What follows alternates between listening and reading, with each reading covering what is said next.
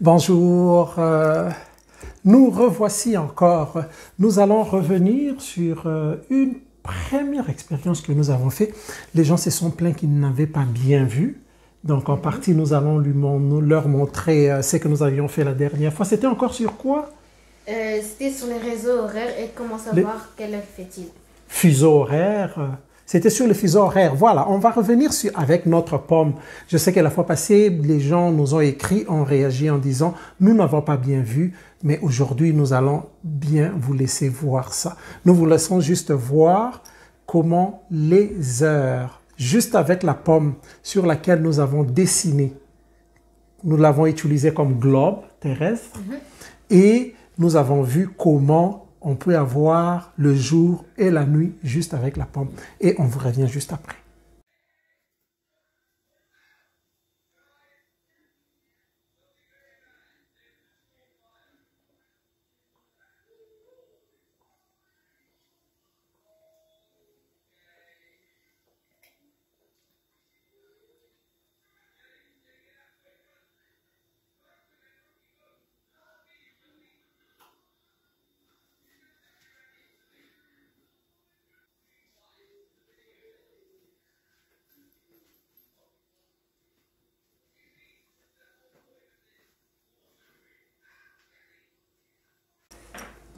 Donc vous avez vu la pomme, maintenant on peut vous expliquer comment ça marche. Parfait.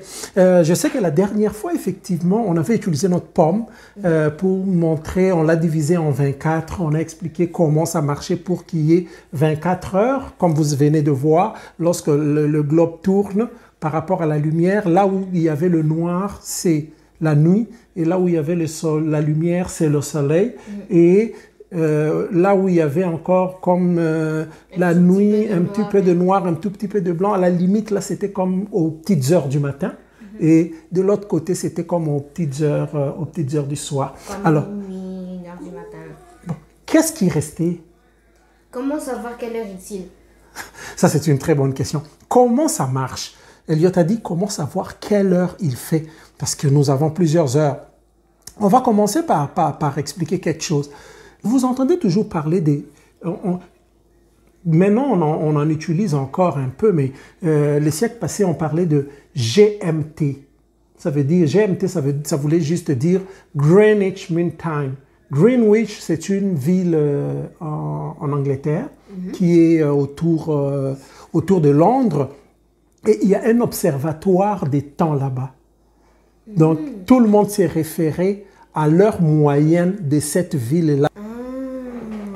Je considère toujours une limite, ça tourne, ça tourne, ça tourne. Et actuellement, on dit d'ailleurs qu'on évalue l'heure, on dit c'est une heure plutôt, au lieu de prendre l'heure médiane de la ville, de la petite ville de Greenwich, on prend plutôt, il y a des systèmes avec des machines un peu compliquées là, qui calculent, on dit l'heure atomique.